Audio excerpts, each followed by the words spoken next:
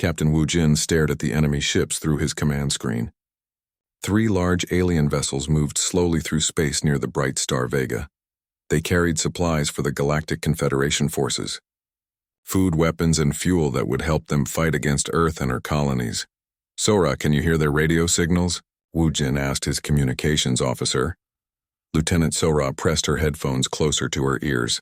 "Yes, Captain. They think they are safe. No human ships for many light years, they say." Wu Jin smiled. The aliens did not know that his ship, the Soul's Pride, had been hiding behind a dead moon for 2 days. His crew of 60 humans had waited like hunters, patient, quiet, ready to strike. The war between humans and the Galactic Confederation had lasted 3 years. The aliens had better technology, faster ships, stronger weapons. But humans had something the aliens did not understand. They never gave up. They found ways to win even when winning seemed impossible. "Teho, are your Marines ready?" Wu Jin called to his sergeant. Sergeant Teho checked his weapon one more time. "Ready, sir. 20 Marines all armed and suited up. We can take that ship." The plan was simple but dangerous. Get close to the biggest alien ship without being seen. Cut through their hull. Get inside fast. Capture important prisoners before they could destroy their data or call for help.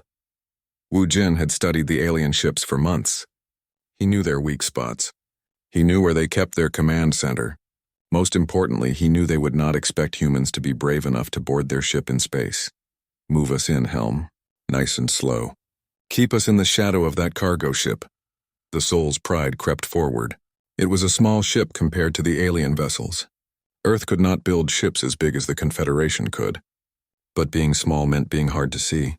As they got closer, Wu Jin could see the alien flagship clearly. It was huge and beautiful, with smooth purple metal and glowing blue lights. The ship looked like a work of art.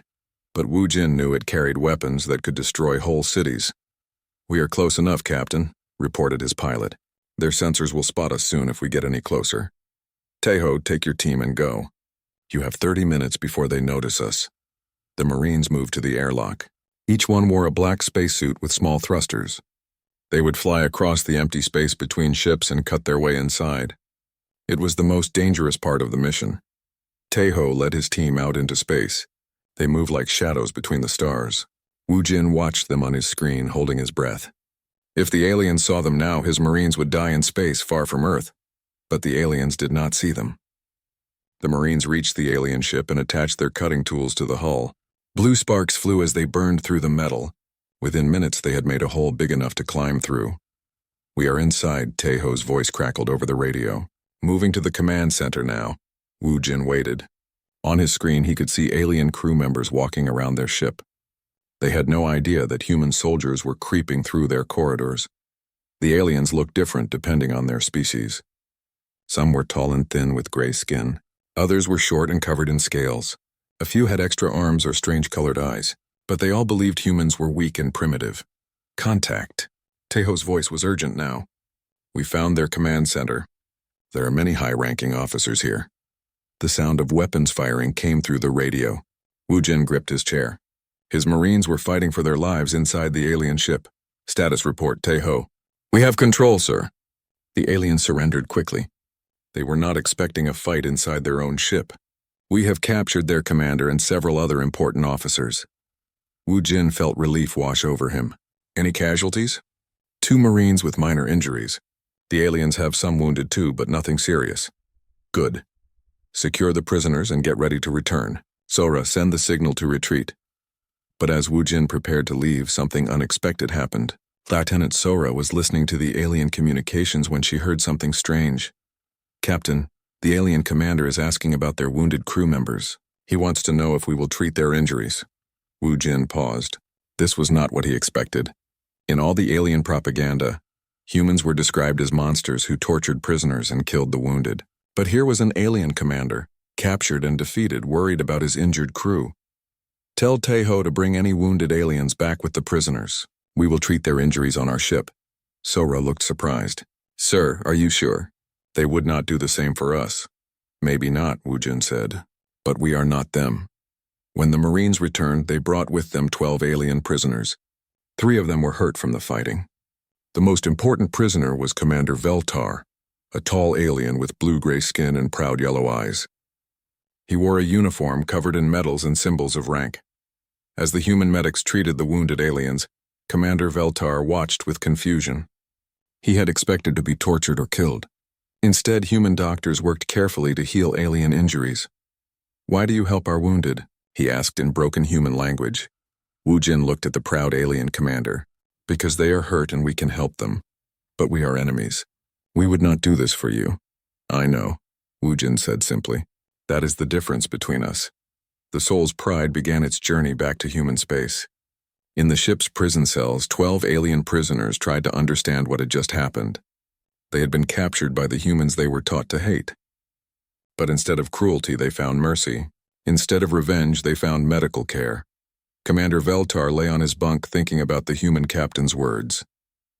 For 3 years he had fought against humans believing they were savage and evil, but the humans who captured him acted with honor. They treated his wounded crew when they could have left them to die.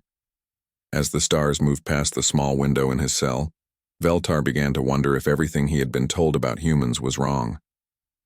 Perhaps these creatures were not the monsters described in Confederation propaganda. Perhaps they were something else entirely. The other prisoners were having similar thoughts. Scientist Crixnall, who had studied human behavior from a distance, was amazed by what he had seen. The humans fought bravely but showed mercy to their enemies. This did not match any of his research. Admiral Thexmore, the oldest prisoner, had fought in many wars. He had never seen victorious soldiers treat their captives with such care. It made him question many things he thought he knew about warfare and honor. As the Soul's Pride carried its precious cargo toward Mars, none of the prisoners knew that their capture would change everything. They thought they were simply prisoners of war, waiting to be traded or imprisoned until the fighting ended. They had no idea that they were about to discover something that would transform not just their own lives, but the entire galaxy's understanding of what it meant to be human. The transport ship landed on Mars with a soft thud. Commander Veltar and the other alien prisoners looked out through the small windows as red dust swirled around them. They had heard stories about human prison camps, dark places where enemies disappeared forever, places of torture and slow death. Sergeant Tejo opened the prison transport doors. "Time to go," he said, not unkindly. "Your new home is waiting." The prisoners walked out in chains, blinking in the strange orange light of the Martian sky. Before them stood a large complex of white buildings connected by covered walkways. It looked more like a university than a prison. Warden Kim Dong-soo waited for them at the entrance. He was a middle-aged human with kind eyes and gray hair. He wore a simple blue uniform with no weapons. Behind him stood several guards, also unarmed. "Welcome to the Olympus Rehabilitation Center," Dong-soo said in perfect Confederation standard language. "I know you expected something different." "Most prisoners do." Commander Veltar stared at the human warden. "Rehabilitation? What does this word mean?" "It means we want to help you understand us just as we want to understand you. This war will end someday. When it does, we hope you will remember that humans chose to treat you with respect."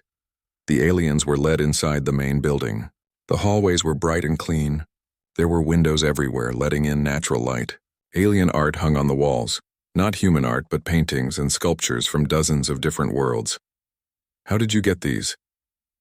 asked scientist Crixnall, stopping before a beautiful crystal sculpture from his home planet.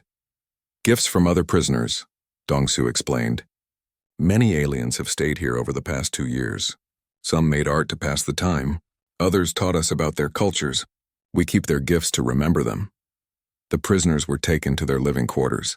Each alien had their own room, not a cell.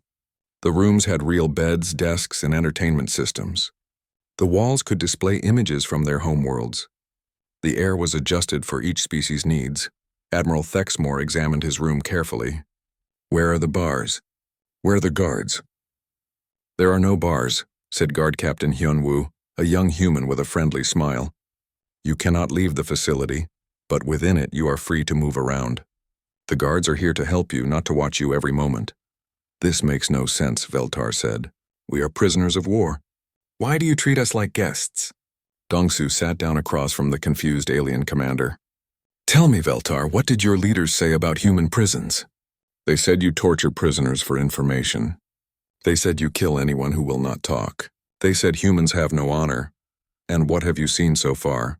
Veltar was quiet for a long moment. I have seen something different. That evening, the prisoners were brought to a large dining hall. They expected to receive thin soup and stale bread like in Confederation military prisons. Instead, they found tables full of food from many different worlds. We try to provide meals that each species can enjoy, explained Dr. Haywan, the facility's head of alien biology. It took us months to learn how to cook Zentari protein cakes the right way. Commander Veltar stared at the perfect protein cakes on his plate. They tasted exactly like home. How do you know our food? We asked the other Zentari prisoners who came before you. They taught our cooks. In return, we taught them to make human dishes. Food is one way to share cultures. After dinner, the prisoners were given a schedule of activities. They could attend classes about human history and culture. They could work in the facility's workshops and earn credits to buy things they needed. They could exercise in gyms designed for different species. They could even communicate with their families back home. You let us call our families? Crixnell asked in shock. Once a week for 30 minutes, Yunwu confirmed. The calls are monitored, but only to prevent military secrets from being shared. We believe families should stay connected even during war. The first week was the hardest for the prisoners. They kept waiting for the cruelty to begin. They thought the kind treatment was just a trick to make them trust their captors. But as days passed, nothing bad happened. Veltar attended a class on human history taught by Professor Minseo, a former diplomat who spoke many alien languages. She told them about Earth's past, about the terrible wars humans had fought among themselves, and how they had learned to live in peace. Humans were not always united, Minseo explained. For thousands of years we killed each other over land, resources, and beliefs.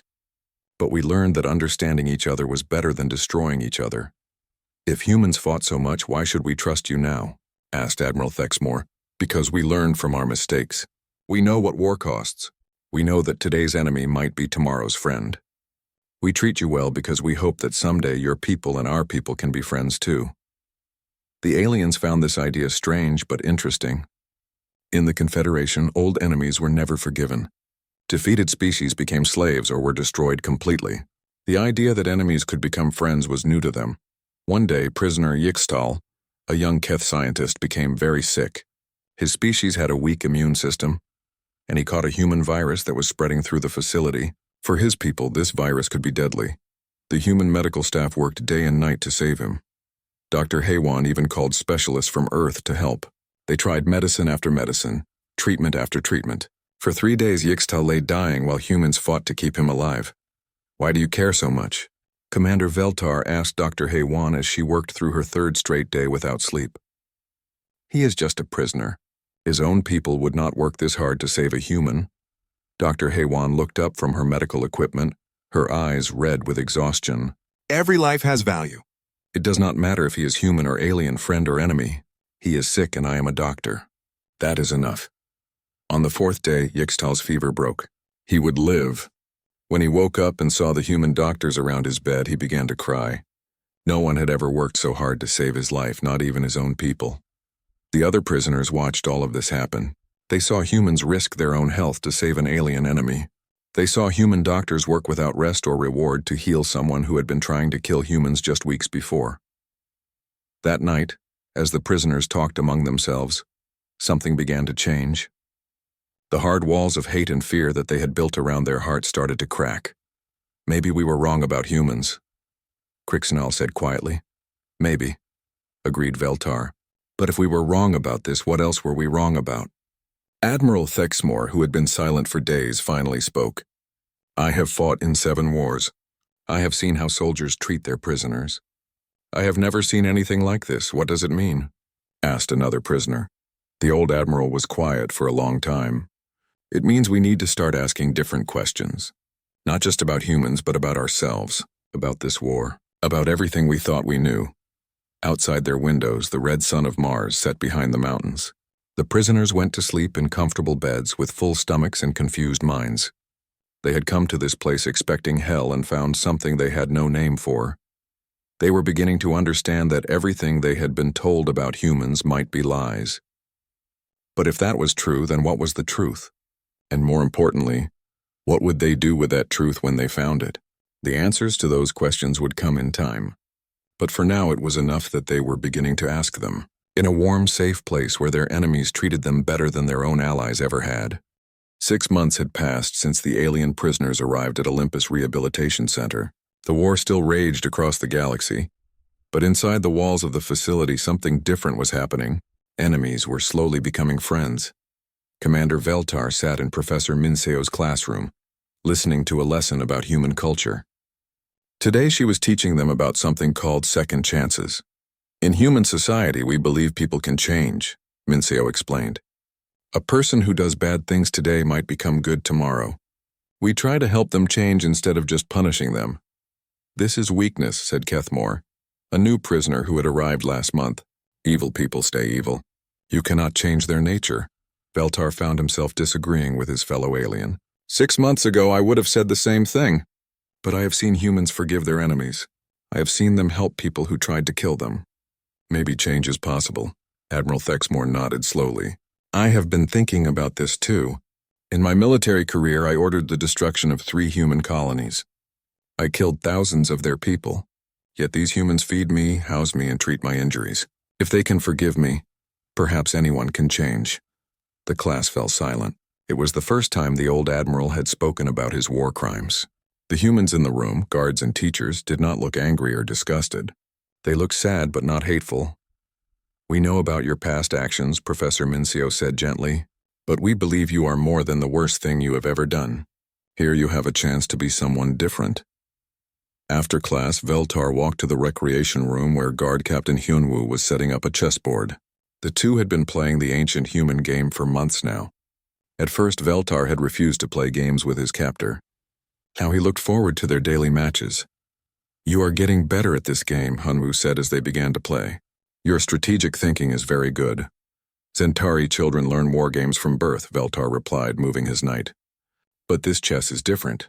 It teaches patience, not just aggression.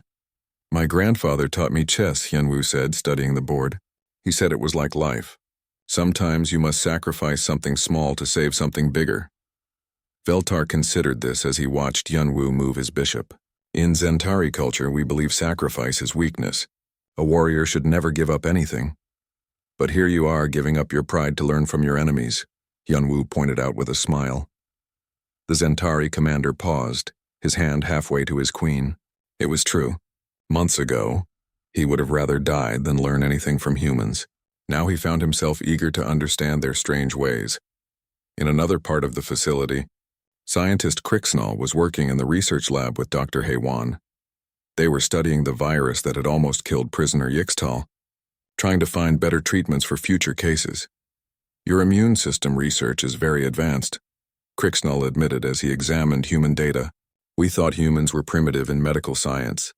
We had to become good at medicine, Dr. Haywan explained. Humans get sick easily compared to other species. We learned to heal ourselves because no one else would help us. Crixnall looked up from his microscope. Is that why you helped Yixtal? Because you understand what it means to be sick and alone? Partly, the human doctor agreed. But also because helping others makes us human. We are not the strongest or smartest species in the galaxy, but we try to be the kindest. Kindness is not valued in the Confederation, Crixnall said sadly. Strength and intelligence matter. Compassion is seen as weakness. Maybe that is why you are losing the war, Dr. Haywan said quietly. That evening, the prisoners gathered in the common room to watch the daily news from the galaxy. The reports were always grim. More battles, more deaths, more destruction. But tonight, there was something different. The news showed footage of a battle near the Rigel system. A human medical ship had been caught between 2 fleets during a firefight. Instead of fleeing, the human ship had stayed to rescue wounded soldiers from both sides. Human doctors risked their lives to save Confederation troops who had been trying to kill them just hours before, the human ship Mercies. Light evacuated over 200 wounded personnel, the news reporter said. 60% were Confederation forces. The human captain stated that medical ships recognize no enemies, only patients. Admiral Thexmore stared at the screen in shock. They saved our soldiers. During battle. While being shot at? Yes, said Warden Dongsu, who had joined them to watch the news. That is what medical ships do. It is one of our oldest traditions. But those soldiers will heal and fight humans again, protested Kethmore. This makes no sense. It makes perfect sense, Veltar said, surprising himself with his words. They do it because it is right, not because it is useful. That night, Veltar could not sleep. He kept thinking about the human medical ship and about everything he had learned in the past 6 months. He remembered his first day at the facility when he had expected torture and death. Instead, he had found teachers and healers. He thought about Guard Captain Hyunwoo, who had become his friend despite being his captor. He thought about Dr. Hae-won, who had worked for days to save an alien prisoner's life. He thought about Professor Min-seo, who taught alien students about human culture with patience and kindness.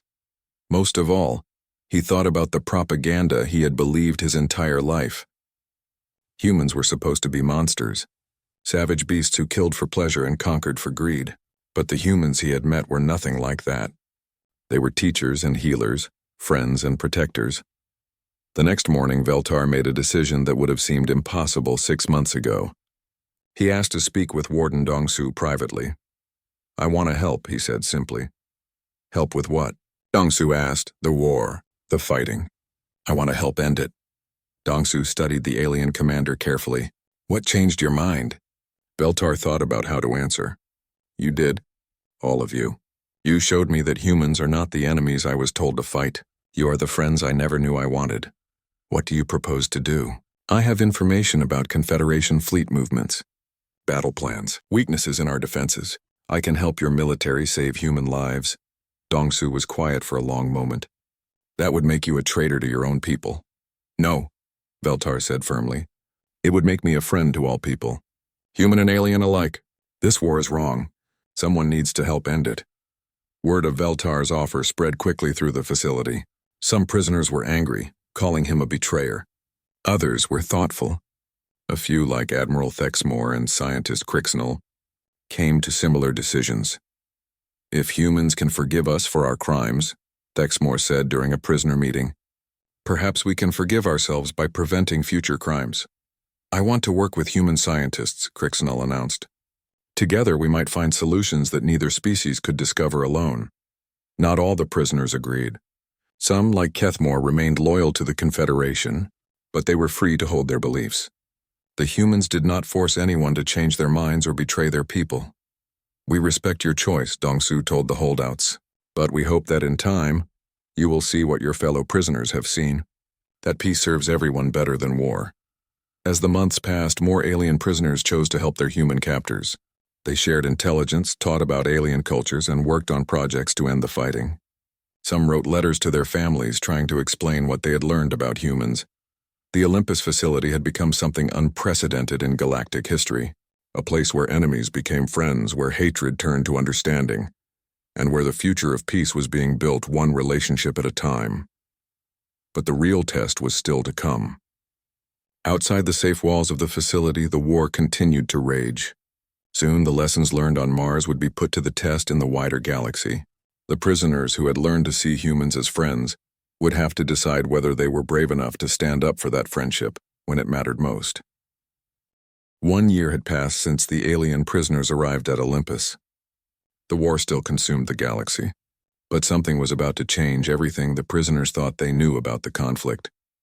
Warden Dong-soo entered the common room where the prisoners were gathered for their morning meal. His face was serious, more serious than they had ever seen him. "I have news," he announced. "The Galactic Council has voted to allow unrestricted news access to all prisoners of war. This means you can now see reports that have not been filtered by either side." Commander Veltar looked up from his breakfast. "What does this mean?" "It means you can see what is really happening in this war.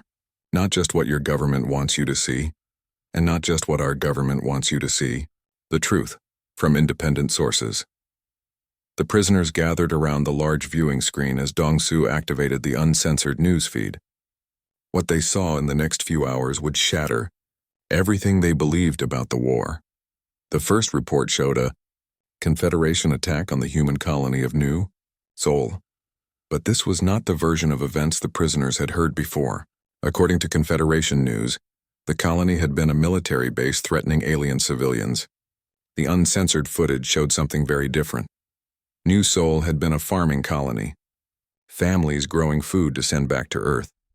The Confederation had bombed hospitals, schools, and homes. Over 50,000 human civilians had died, including thousands of children.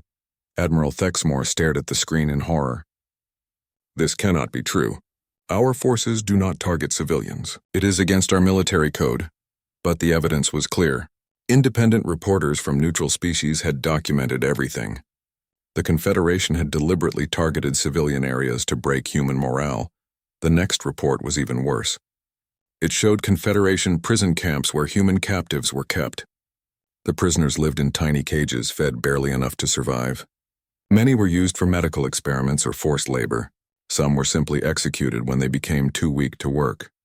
Scientist Crixnall felt sick as he watched. These are the camps where human prisoners go? This is how we treat our captives? Yes, Dongsu said quietly. This is the standard treatment for human prisoners in Confederation space. The alien prisoners looked around at their comfortable rooms, their 3 meals a day, their access to education and communication with families. The contrast was shocking.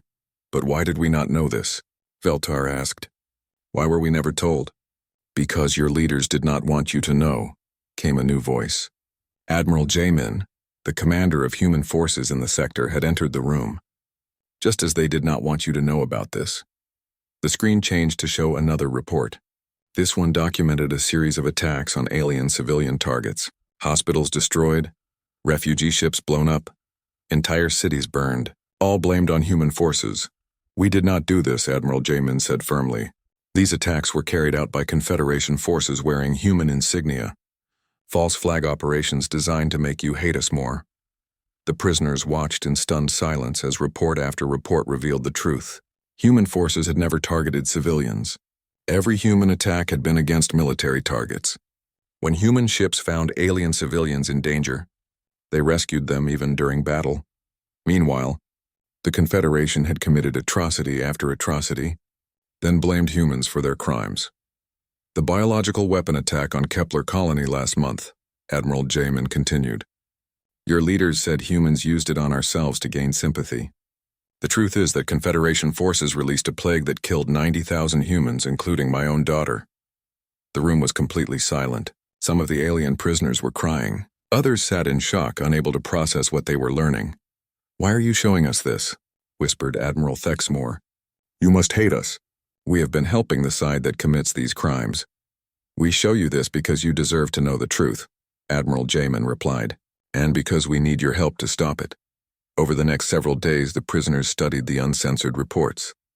They learned that the war had been started by a small group of Confederation leaders who wanted to eliminate humans completely. These leaders had spent years spreading lies about human aggression and brutality. They learned that most alien species had been tricked into joining the war. Their governments had been told that humans were planning to conquer the galaxy and enslave all other species. None of it was true. They learned that every peace proposal offered by Earth had been rejected or hidden from the public. The Confederation leadership wanted this war to continue because it made them rich and powerful. Worst of all, they learned that their own people were suffering because of the war. Resources that should have gone to hospitals and schools were being used to build weapons. Entire generations of young aliens were dying in a war based on lies. Commander Veltar felt like his entire world had collapsed. Everything he had fought for, everything he had believed in was built on deception. How do we know this is true? He asked Admiral Jamin. How do we know you are not lying to us now? Because we let you verify it yourself, the human admiral replied. Contact anyone you want. Use our communications to call independent reporters, neutral governments, even your own families. Ask them what they have seen with their own eyes. So they did. The prisoners spent weeks making calls, checking sources, and investigating the claims. Every fact checked out. Every piece of evidence was real. The truth was exactly as horrible as the reports had shown. When Veltar called his family on Zentari Prime, his sister confirmed what he had feared. The government lies to us constantly, she whispered into the communicator. They say we are winning, but our cities are falling apart. They say humans are monsters, but the only monsters I see are in our own government. Similar calls revealed the same pattern across the galaxy. Alien civilians were beginning to see through the propaganda. They were starting to question why their leaders refused all peace talks with humanity. The final shock came when the prisoners learned about the assassination plot. Confederation intelligence had discovered where the human-sympathizing prisoners were being held. A strike team was already on its way to Mars to eliminate them before they could spread their dangerous ideas to other aliens. "They are coming to kill us," Crixnall said in disbelief. "Our own people want to murder us for learning the truth." "Not if we stop them first," Veltar said grimly. The alien prisoners made their choice. They would warn their human captors about the incoming attack, even though it meant betraying their own military, even though it might mean they could never go home again. "These humans saved our lives and opened our eyes," Admiral Thexmore declared. "Now we will save theirs." The prisoners worked with human security to prepare for the attack. They shared everything they knew about Confederation assault tactics and technology. When the strike team arrived, they found a prepared defense instead of helpless victims. The battle was brief but intense. The Confederation assassins were defeated, some killed and others captured. The alien prisoners had helped save the lives of the humans who had been so kind to them, but they had also crossed a line. They were no longer prisoners of war. They were refugees cut off from their old lives, branded as traitors by their former allies. As the smoke cleared from the failed attack, Veltar stood beside Guard Captain Hyunwoo, looking out at the red Martian sky. "What happens to us now?" he asked. "Now you help us end this war," Hyunwoo replied. "You help us show the galaxy what you have learned. That peace is possible, that enemies can become friends, and that the truth is always stronger than lies." Veltar nodded. It would not be easy. Many aliens would call them traitors. Their own governments had marked them for death. But they had seen the truth and they could not unsee it. The war had created them as enemies. But the war had also created something new. The first aliens in galactic history who truly understood what it meant to be human. And they were ready to share that understanding with anyone willing to listen. 2 years had passed since the failed assassination attempt on Mars. The galaxy was finally at peace, but the journey to that peace had been long and difficult. Commander Veltar stood before the Galactic Council, preparing to give the most important testimony of his life. The great chamber was filled with representatives from hundreds of worlds. Some looked at him with curiosity, others with anger. Many alien species still saw him as a traitor who had betrayed his own kind to help humans. "Council members," Veltar began, his voice steady despite the hostile stares. 2 years ago I was a prisoner of war on Mars. I expected to be tortured and killed. Instead, I learned what it truly means to be human." He spoke for 3 hours, describing everything he had experienced at Olympus Rehabilitation Center. He told them about the medical care given to wounded enemies, about the education and respect offered to prisoners, about the friendship extended to those who had tried to destroy Earth. "The humans could have broken us," he said. "They could have used pain and fear to make us talk. Instead, they used kindness and truth. They showed us that we had been fighting for lies, and they gave us the courage to fight for something better." When he finished, the chamber was silent. Then slowly applause began. It started with the human delegation, but soon spread to other species. Not all of them. Some delegates remained seated with angry faces, but enough to show that his words had been heard. After the testimony, Veltar walked through the corridors of the council building with Admiral Jamin. The human officer had become a close friend over the past 2 years. "Do you think they believed me?" Veltar asked. "Some did," Jamin replied. "That is enough for now. Truth spreads slowly, but it spreads. They were right." Over the following months, more and more alien worlds began to question the old propaganda about humans. Independent investigators confirmed the stories told by the former prisoners. The truth about Confederation war crimes became impossible to hide. The turning point came when scientist Crixnall published his research about human psychology and behavior. Working with human scientists, he had discovered why humans were so different from other species. Humans evolved on a world that tried to kill them every day, he wrote in his famous paper. They learned to work together because alone they died. They learned to help strangers because someday they might need help from strangers. They learned to show mercy because they understood what it felt like to need mercy. The paper became the most read scientific document in galactic history. It explained why humans fought so hard for their friends, and why they treated their enemies with unexpected kindness. It showed that human behavior was not weakness or stupidity, but the result of millions of years of evolution. Meanwhile, Admiral Thexmore had been working on something even more important. Using his knowledge of Confederation military secrets, he had helped human investigators track down the war criminals responsible for the worst atrocities. The trials took months, but justice was finally served. The alien leaders who had started the war based on lies were removed from power. Some were imprisoned, others were exiled. Most importantly, the galaxy learned the truth about who had really been responsible for the suffering. But the former prisoners did not stop there. They had a bigger dream, to make sure such a war never happened again. Working with Warden Dong-Su and Director Su-Jin, they transformed the Olympus Rehabilitation Center into something new, the Interspecies Understanding Institute. It became a place where beings from across the galaxy could come to learn about each other's cultures and histories. Understanding prevents wars, Dong-Su explained to a group of visiting diplomats. When you know someone's story, it becomes harder to hate them. The institute grew rapidly. Young aliens came to study human culture and history. Young humans came to learn about alien societies. They studied together, ate together, and became friends. Veltar became one of the institute's most popular teachers. His course on how enemies become friends was always full. He taught students from dozens of species about the lessons he had learned during his time as a prisoner. I came to Mars as a conqueror, he would tell his classes. I left as a student. I arrived as an enemy and departed as a friend. This transformation is possible for anyone, but only if we choose to see each other as people rather than enemies. Crixnall established the Institute's science department, where researchers from different species worked together on projects that benefited everyone. His collaboration with human scientists led to breakthroughs in medicine, technology, and space travel. Admiral Thexmore created the Institute's Peace Studies program. Old soldiers from many wars came to share their experiences and teach young people about the true cost of conflict. War is easy to start, but hard to stop, he would say. It is better to prevent war through understanding than to end war through victory. The Institute's success surprised everyone, even its founders. Within 5 years, it had trained over 10,000 diplomats, teachers, scientists, and peace workers. Graduates returned to their homeworlds carrying new ideas about cooperation and friendship between species. But perhaps the most important work happened in the Institute's elementary school. Human and alien children learned together from their earliest years. They grew up seeing diversity as normal and friendship between species as natural.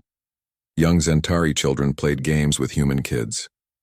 Keth youngsters shared toys with Vorthak cubs. The next generation was learning that beings from different worlds could be family. 10 years after the war ended, the Interspecies Understanding Institute held its anniversary celebration. Thousands of beings from hundreds of worlds gathered on Mars to commemorate the transformation that had begun with 12 alien prisoners.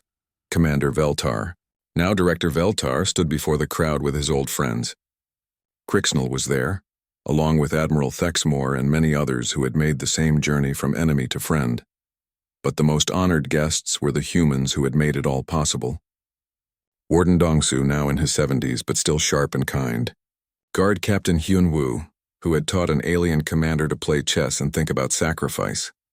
Dr. Haewon, who had saved alien lives when she could have let them die. Professor Min Seo gave the keynote speech, speaking to the crowd in a dozen different languages. We gather today not to celebrate victory in war, but to celebrate victory over war itself. We have proven that understanding is stronger than hatred, that friendship is more powerful than fear, and that peace is possible when we choose to see each other as family. After the ceremony, Veltar walked through the Institute grounds with his old chess partner Hyun-woo. The Martian sunset painted the sky in shades of orange and purple, and alien children's laughter echoed across the courtyards. Do you ever regret it? Hyun-woo asked. Giving up your old life to become something new? Veltar thought about the question. He had lost his military rank, his home world, and many old friends. But he had gained something more valuable. A purpose that brought peace instead of war. Understanding instead of hatred. I regret nothing, he said finally. I was a soldier who brought death. Now I am a teacher who brings life. This is a better way to serve the galaxy.